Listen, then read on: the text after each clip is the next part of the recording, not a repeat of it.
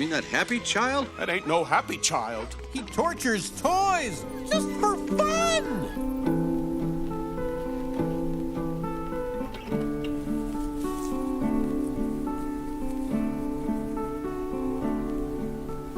So I recently made a video called The Emotional Depth of Toy Story, where I talked about the emotional depth of the first Toy Story film, believe it or not. And because I've made various videos analysing the psychology of characters in the past, I got a fair few comments wanting me to talk about the psychology of Sid Phillips, the child demolitionist and a horror surgeon. Why does he do that to his toys? Is there something bad happening, or is it perfectly normal? What does it all say about him as a person? Quite an interesting topic, really. First things first, this is not the same as a would-be serial killer torturing pets and stuff as people often relate it to. I get why people wonder that about Sid, because he's portrayed in such a menacing and villainous light. However, Sid doesn't know the toys he tortures are sentient beings. He thinks they're just toys, and once he discovers the truth, he's absolutely horrified. This is not the same as deliberately trying to inflict pain and make something suffer, because as much as he knows, they're inanimate objects. So instead I think we do have to look at Sid's actions as breaking his own toys. Playing out fantasies about torturing people, yes, but only to his toys. Either way, let's just get into it.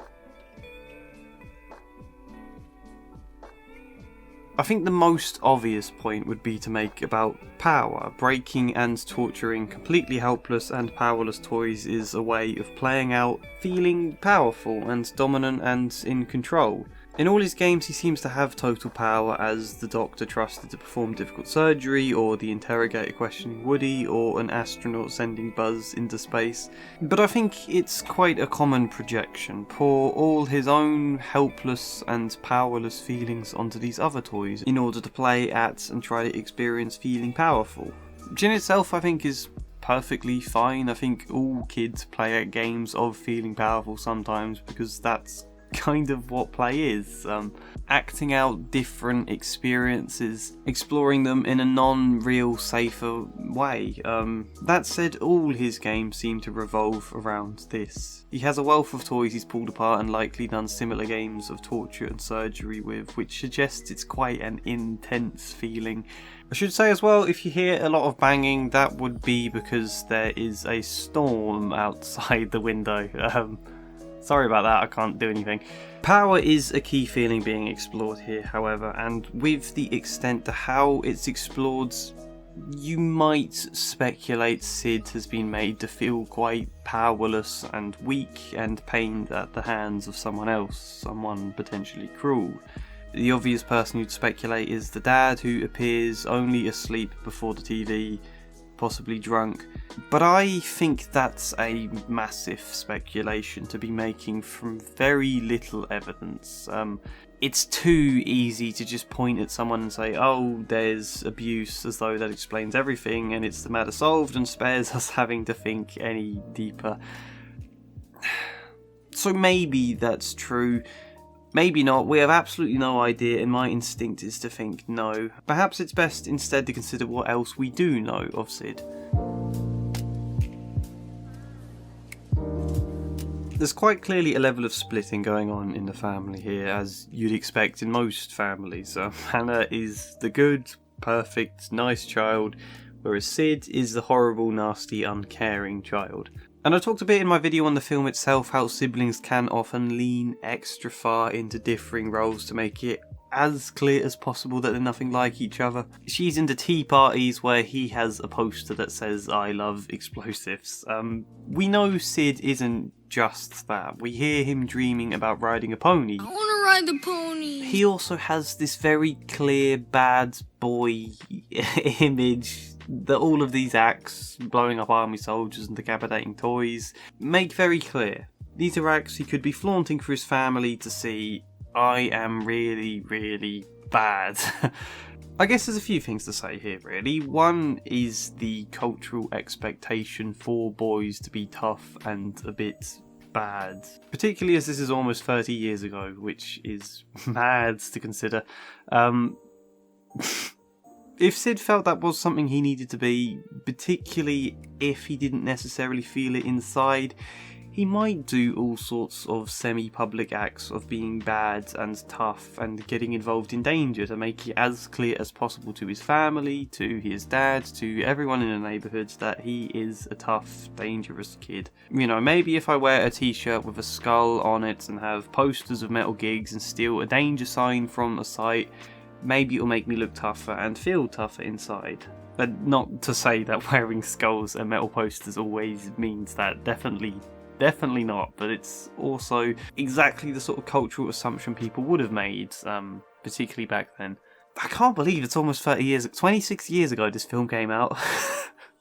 Anyway, secondly, we see Sid terrorising his sister by stealing one of her toys and changing its head, and we see a lot of the other toys he has were probably hers originally. And I think one good way to feel power over your sister is to be able to horrify her. To be able to get at her in that way, which again I think is a common conflict involved in typical sibling rivalry. Sid's attempting to assert power whilst also attempting to make clear how unlike her he is and probably exact revenge on her. When Hannah runs to Mum screaming, Sid follows, calling, She's lying! Whatever she says, it's not true! And you get the sense this has happened a lot before. Hannah always going to Mum, Sid's always being told off.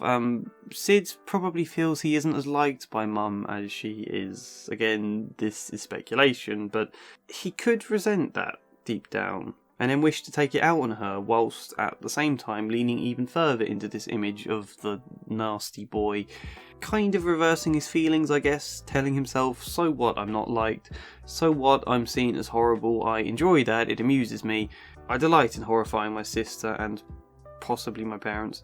I'll throw one other thought out here before I move on as well. Sid keeps most of the toys, the doll, the baby heads. These are likely Hannah's that he ruined, but then kept for himself rather than gave back to her to horrify her or threw out afterwards. He kept them.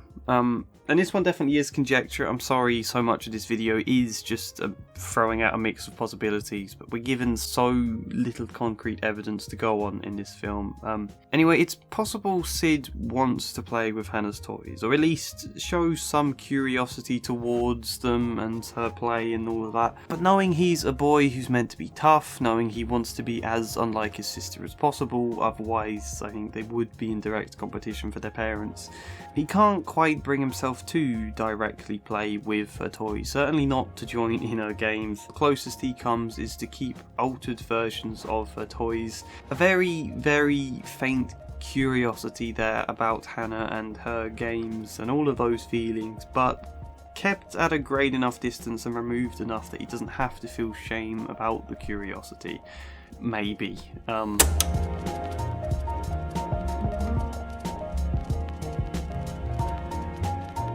I'd like to make a more concrete point about Sid now though, something a little less up in the air and tenuous. The clearest thing of all we can say about Sid's toys is that they're broken. He breaks them. He doesn't seem to own any toys that can survive without being broken in some sort of way. And we have to wonder what that means to Sid, what he'd be expressing in that. Toys he was at some point given as a child to enjoy and cherish, but ended up destroying or breaking all of them. I take the expression, entirely unconscious as it probably is, to be something like, I ruin everything. I'm bad. Every good thing I've ever been given gets destroyed by me. I can't help but make everything worse. Which is a sad feeling to have, but a common one, I think. It strikes me as well that this play at being a doctor seems poignant, the healer that he's directly inversing by breaking apart the toys and swapping their heads. Does he feel like the opposite of a healer? And no doubt this is something he's been told all his life, shamed as someone bad, made to feel even worse by how comparatively good his sister is. Which he leans into, yes, but the more he's seen in that light, the more he feels shamed, the harder it becomes to act any different. A whole neighbourhood of people that may look on him as someone bad. I think breaking up all the toys expresses that feeling. We remember how at first his toys are looked on and judged to be cannibals. Thinking how our bedrooms and our toys are often some kind of reflection of us, it makes me wonder how Sid is also judged. And yet at the same time, this isn't quite the same as just breaking toys, is it? I mean, it is in some cases, yes. He blows them up, he decapitates them and leaves their heads in lava lamps. But he also is, to some extent, fixing things together. Is he actually trying to be the healer? Is this a symbol of trying to fix things that go wrong but never quite getting it right? Or is this Sid himself feeling like a stitched together jumble of different parts? Or is this something actually just as constructive as destructive? Something creative and inventive? I mean, it definitely is that. Yes, Sid is a very talented kid to be able to do what he does with an almost scientific fascination to pull things apart, see how they work, and work them into something new. That's not exactly bad, is it? I mean, I think the stuff I said earlier is definitely valid to understanding Sid, but people too often make the mistake of seeing a kid's behaviour in black and white terms. There can be both good and bad things to it. Sides worth encouraging and showing interest in. That would be my advice to Sid's parents who are fictional.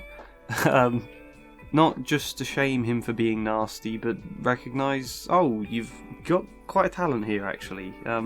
See some good in him in order that he can hopefully feel it for himself. In fact, my advice would be much simpler than that, because in honesty I don't think his parents do tell him off or give him feelings of shame. I think that's more just a reflection of how the toys look on Sid and how we as the audience are directed to see him. I think the main problem is different.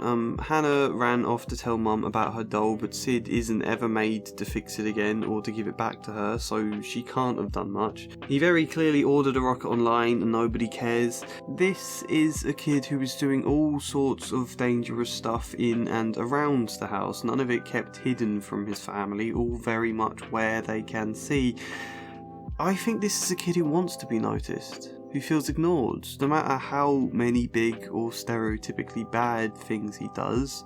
His parents pay no attention, and no matter how many dangerous things, not just the rocket, but stealing this danger sign from some sort of site, I am a kid who is putting his safety at risk. Pay attention, parents, otherwise something bad might happen. So that would be my advice. Give Sid a bit more time and focus. Connect with him. While Sid is obviously a villain from the perspective of the toys, I don't feel like he is at all in reality. I think Sid is basically fine.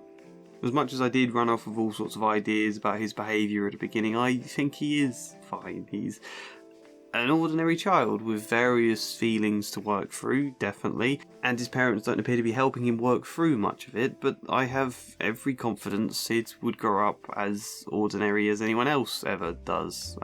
You know, destructive play is important, something I think every kid does at times, as a means to explore destructive feelings. Maybe you wouldn't want it to the extent and intensity of Sid's destructiveness, but this is still play. Play is a safe arena to explore feelings, because you know it's not real, so that's what you do. You explore. I mean, I've hinted at this point throughout the video, but it is too easy to see a child as bad or disturbing or whatever else this image of Sid that the film crafts is. I think it's more comforting to have a simple black and white kind of answer, and I think it's also we can tend to have a fascination with the bad. So it is far too easy to just see Sid as someone a bit unhealthy or disturbing and to, as the film theories suggest, point at Sid's dad and argue he's an abusive drunk. That's the sort of conclusion Dr. Phil would probably go in for. Film theories are always keen on the darkest answers, and it's plausible, yes, but without solid reasoning to think so, there's no merits in thinking so. Sid is a very talented and creative boy who has both a constructive and destructive side, who has the typical conflicts siblings often have with each other and probably feels a bit forgotten by his parents. I don't think he's at all psychopathic. I like the idea he grows into the seemingly cheery bin man in the third film who, yeah, quite possibly collects rubbish bins in order to save toys that he's learned are sentient. That's a rare film theory I do actually like. My only concern is the sheer trauma of experiencing all your toys come to life and shame you for things you never realised were wrong. The incredible terror and guilt that would make him feel about all of his actions. I cannot imagine the pain of that. But I do think that is actually one example where we can just say this is a kid's film. Don't look too far into it, which is probably something I've never said in any of my videos before and may never say again, but you know, here we are, first time for everything. Hope you enjoyed my thoughts here. I'd be interested to see what anyone else can add, correct me on whatever in general. Like the video if you liked it, subscribe, support me on Patreon even, but otherwise, hopefully see you next time.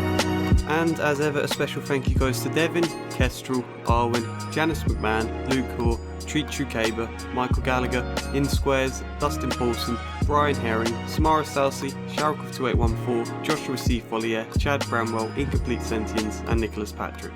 Thank you.